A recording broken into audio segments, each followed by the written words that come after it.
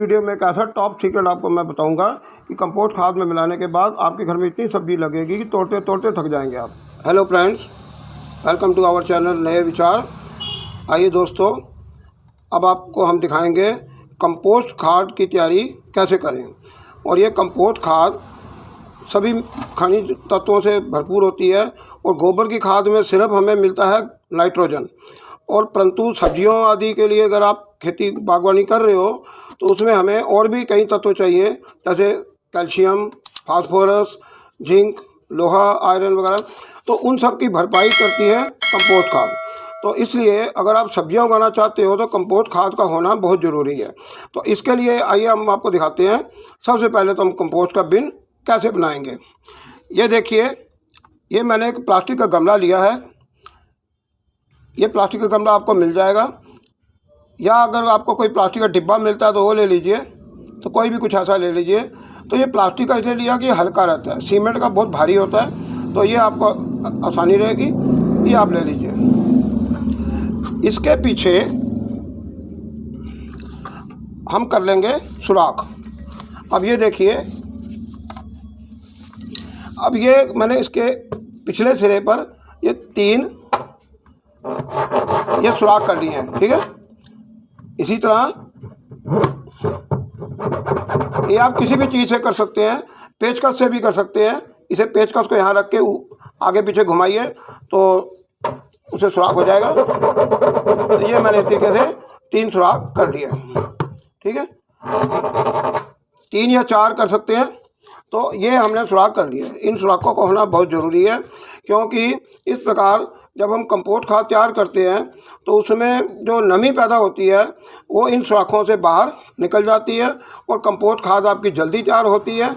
और अगर हम ये सुराख नहीं करेंगे तो कंपोस्ट खाद में जो लिक्विड तैयार होगा वो इसके अंदर ही रह जाएगा, और फिर वो कंपोस्ट खाद की जो प्रक्रिया है डिकम्पोज होने की, वो धीमी पड़ जाएगी, ठीक है जी। ये 3 सुराख इसमें कर दिया है मैंने। और अब मैं आपको दिखाता हूँ और हमें क्या चाहिए। एक हमें इस तरह का प्लास्टिक का डिब्बा चाहिए, चाहे आप छोटा ले लें कोई, और जो जिसके ऊपर ये आराम से फिट किया जा सके। देखिए इस तरीके से, ठीक है। ये मैं आपको दिखा दूँ, ये देखिए, ठीक है। ये इस तरीके से फिट कर दिया। अब इसे क्या लाभ होगा, इसमें कोई सुराख नहीं करना जो नीचे डब्बा है उसमें। क्योंकि जितना भी कंपोस्ट में लिक्विड पैदा उत्पन्न होगा वो इसमें इकट्ठा हो जाएगा। और इस लिक्विड का क्या करना है, फिर बाद में जब आपकी कंपोस्ट खाद तैयार हो जाएगी तो उसको हटा के आप जो नीचे लिक्विड इकट्ठा होगा उस लिक्विड को पानी में थोड़ा डाल के पतला करके अपने गमलों में या पौधों को पानी देने में काम आएगा। और ये भी खनिज तत्वों से भरपूर होगा, इसमें न्यूट्रिएंट्स होंगे पूरे। अब देखिए, सबसे पहले हम ले लेते हैं ये हार्डबोर्ड। तो आपने देखा होगा गत्ते की पेटी है जो आमतौर पैकिंग में काम आती है, ठीक है। अब मैंने इसी में से एक गोल चक्का भी काट लिया है जो मैं ढक्कन के रूप में इसको इस्तेमाल करूँगा।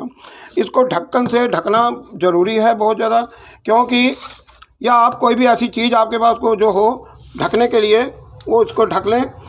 इसलिए प्लाई का टुकड़ा, लकड़ी का टुकड़ा, कुछ भी रख लें। ढकना इसलिए ज़रूरी है कि नहीं तो आपके यहाँ एक तो स्मेल आएगी, बदबू आएगी, और दूसरा इसमें मक्खी मच्छर बैठेंगे। अगर मक्खी बैठेगी, कीड़े मकोड़े बैठेंगे, तो मक्खी बैठी तो आपके कंपोस्ट में कीड़े ज़रूर पैदा होंगे। इसलिए मक्खी को नहीं बैठने देना है। तो इसके लिए इसको हमेशा ढक के रखना है। नंबर 2 सावधानी ये रखनी है कि आपने जो ये डिकम्पोजर तैयार किया है किट अपना, इसे धूप में नहीं रखना, क्योंकि धूप में रखने से जो डिकम्पोज करने वाले बैक्टीरिया हैं वो अल्ट्रावायलेट किरणें होती हैं सूर्य में, उससे वो मर जाती हैं। इसलिए आपने इसको छायादार स्थान में ही रखना है, ठीक है। तो ये आपने दे दिए। अब मैंने क्या किया है, यदि हार्डबोर्ड के मैंने ये गत्ते के थोड़े टुकड़े काट लिए।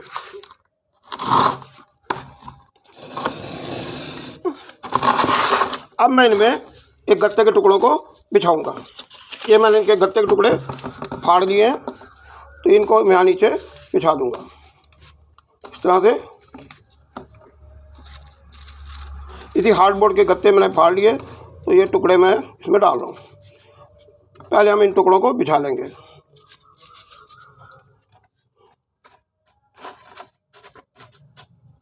अब इसके बाद हम क्या करेंगे,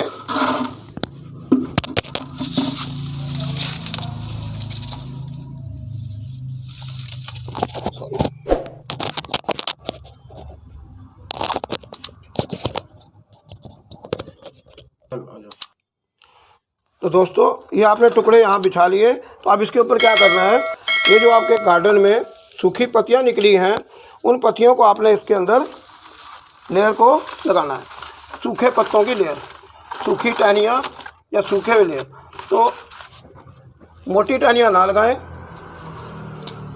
ये एरिका पाम की टहनियाँ हैं, गार्डन में निकली थी सूखी पत्तियाँ, तो मैं इनको लगा रहा हूँ। इस तरह से इनको लगा दें। और इसके अलावा ये चावलों की पराली आपने देखी होगी, पैकिंग के काम आती है, इसको हम थोड़ा लगा देंगे।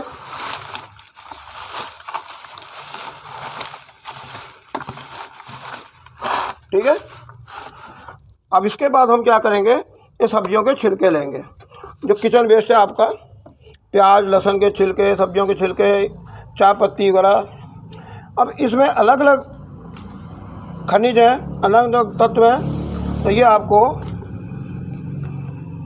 कंपोस्टिंग में फ़ायदा देंगे। तो ये हाँ, इसमें ये ध्यान रखना है कि रोटी, चावल या बची हुई कोई भी पकी हुई सब्ज़ी, पक्का हुआ कुछ भी भोजन इसमें नहीं डालना है, क्योंकि इससे फिर आपके फंगस पैदा होगी, स्मेल आएगी और वो आपका बदबू भी आएगी, कीड़े भी पड़ जाएंगे उसमें बहुत सारे, उसको नहीं डालना है। सिर्फ सब्जियों के छिलके आदि डालने हैं और फलों के छिलके, इन सबको डालना है। अगर आपके घर में कोई अनाज है जो ख़राब हो गया है, खाने लायक नहीं रहा, उसको भी डाल सकते हो, क्योंकि अनाज सूखा होता है। तो जैसे गेहूँ है, घुन लगा हुआ चावल है वगैरह करो, जो खाने लायक नहीं रहा उसको डाल सकते हैं। इसके बाद हम क्या करेंगे, इसमें डालेंगे इसके ऊपर कंपोस्ट खाद, जो पहले से अगर तैयार हो आपके पास थोड़ी सी, वो डालेंगे। नहीं तो ये किसी गमले से निकली हुई पुरानी मिट्टी डाल देंगे, क्योंकि इस मिट्टी में काफ़ी खाद है। अब आप देख सकते हैं इसमें काफ़ी खाद पहले से ही मिली हुई है, ये पुराने गमले की मिट्टी है, तो वो आप डालेंगे। और अगर आपके पास पुराने गमले की मिट्टी नहीं है तो आप नई मिट्टी भी डाल सकते हैं। तो इस तरह से हम लोग इसके ऊपर एक मिट्टी की लेयर लगाएंगे। ठीक है।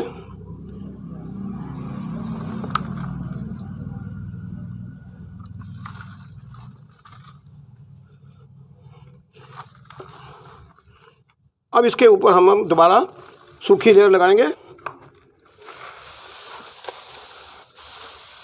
अब मैं ये पुराली इसके अंदर फिर बिछा रहा हूँ। अगर आपका जैसे ये प्लास्टिक का टुकड़ा आदि वगैरह हो तो इसको आप निकाल दें।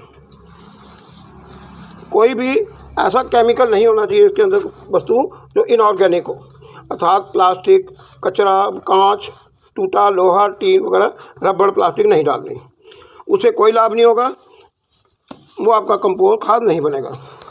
इसके लिए सिर्फ पौधों के संबंधित जो चीज़ें हैं वही डालनी है। आपके गार्डन में जो सूखी पत्तियां वगैरह इकट्ठी हो जाएं और ना मिले तो चावल के ये जो पुराली है ये डाल सकते हैं। गेहूं की तूड़ी होती है, भूसा, उसे डाला जा सकता है। नारियल के रेशे, जो नारियल छीला जाता है तो नारियल के रेशे वो डाल सकते हैं। इसके बाद मैं क्या करूँगा, इसके ऊपर फिर मैं ये बचे हुए सब्जियों के छिलके आदि को की लेयर लगा दूँगा। ठीक है। इसके बाद फिर मैं ऊपर से मिट्टी की एक लेयर लगाऊंगा।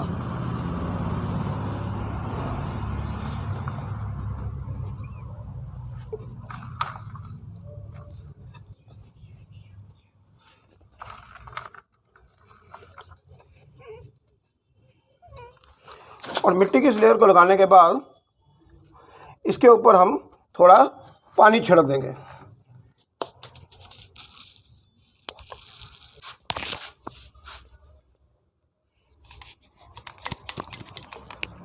और इस सब के ऊपर हम क्या करेंगे, ये मैं मार्केट में आपको मिल जाएगा जो इस प्रकार के एग्रीकल्चरल इम्प्लीमेंट्स वगैरह या पेस्टिसाइड या केमिकल्स बेचते हैं, या उनके पास जिनको जो बीज वगैरह बेचते हैं उनकी दुकान पे, शॉप पे ये मिल जाता है।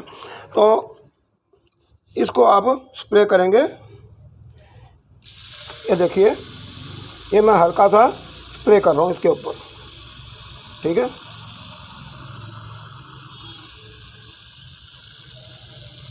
थोड़ा सा स्प्रे करेंगे, ज़्यादा नहीं।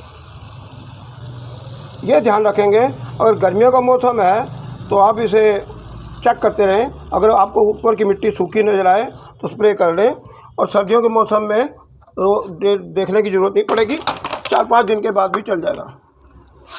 इसके बाद हम क्या करेंगे, इसे इसी तरह से अगली बार हम फिर इसके ऊपर सूखी लेयर लगा के, सूखे पत्तों की, इसके ऊपर हम डालेंगे गीली सब्जी, छिलके वगैरह उनके, और फिर उसके बाद इसके ढक्कन से ढक देंगे और मिट्टी जो डालेंगे उसमें थोड़ा स्प्रे कर देंगे। देखिए, इनमें 2 चीज़ें ध्यान रखिए। मैंने इसमें सब्जी में जो छिलके थे, इनमें एक तो मेरे थे अंडे के छिलके। अंडों के छिलके को ज़रूर डालना है, क्योंकि इससे कैल्शियम की और फास्फोरस की पूर्ति होती है। दूसरी बात है, केले के छिलके ज़रूर डालिए, क्योंकि केले के छिलकों में मैग्नीशियम और फास्फोरस होता है। तो इसलिए पोटाशियम, मैग्नीशियम, फास्फोरस ये मिलेंगे केले के छिलके से, पोटाशियम होता है उसमें। तो इस तरह से आपकी जो भी सब्जी आप उगाएंगे घर में, उनको सभी तत्वों की पूर्ति कंपोस्ट खाद कर देगा।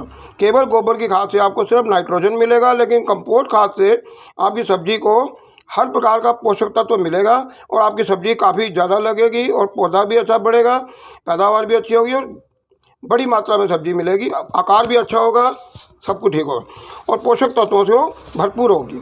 और दूसरी बात है, इसमें यूरिया आदि इस्तेमाल नहीं किया जा रहा, इसलिए ये ऑर्गेनिक होगी पूरी तरह से। ये आपके लिए हानिकारक भी नहीं रहेगी। जैसे बाज़ार की सब्जी इनऑर्गेनिक केमिकल से तैयार होती है, आपकी सब्जी ऑर्गेनिक होगी, जो कि आपके लिए लाभदायक रहेगी। तो इस प्रकार से आपने देखा कंपोस्ट खाद को किस प्रकार से तैयार किया जाता है। तो अगर आपको हमारी वीडियो पसंद आई हो तो इसे प्लीज़ अपने मित्रों को शेयर करें, ताकि वे भी इसका लाभ उठा सकें।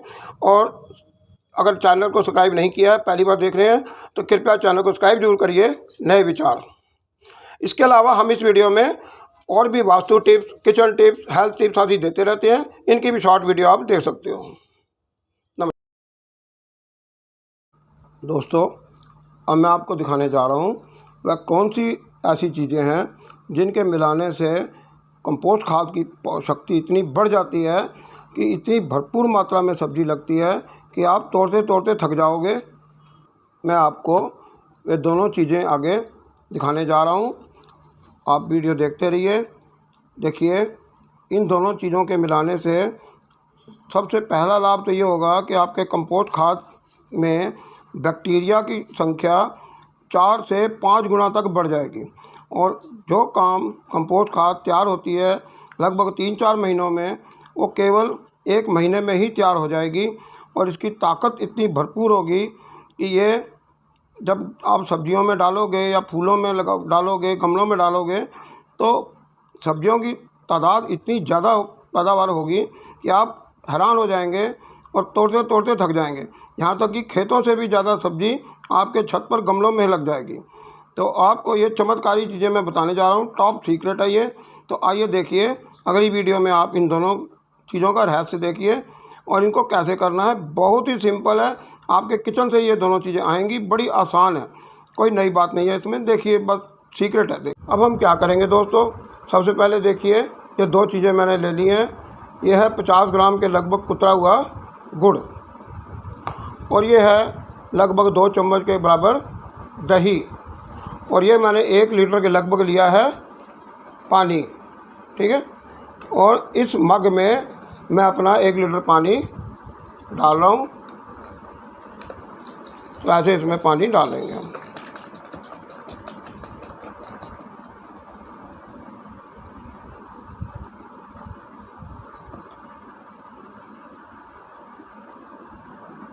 ये 1 लीटर के लगभग पानी पड़ चुका है, ठीक है जी। ये पानी हमने 1 लीटर के लगभग डाल दिया। अब हम क्या करेंगे, ये 2 चम्मच दही इसमें घोल देंगे, ठीक है। तो दही घुल गया। अब हम क्या करेंगे, ये 50 ग्राम के लगभग गुड़ जो मैंने लिया था उसको इस पानी में घोल लेंगे।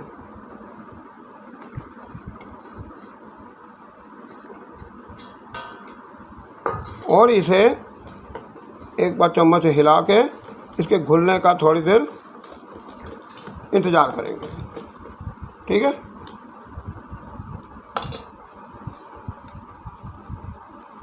दोस्तों, जो गुड़ और दही मैंने अंदर घोला था, अब उसको 10 मिनट बीत चुके हैं और 10 मिनट के अंदर ये अच्छी तरह से गुड़ घुल गया है। अब मैं इसको थोड़ा थोड़ा यहाँ पर इसके ऊपर डाल दूंगा, धीरे धीरे डालूंगा।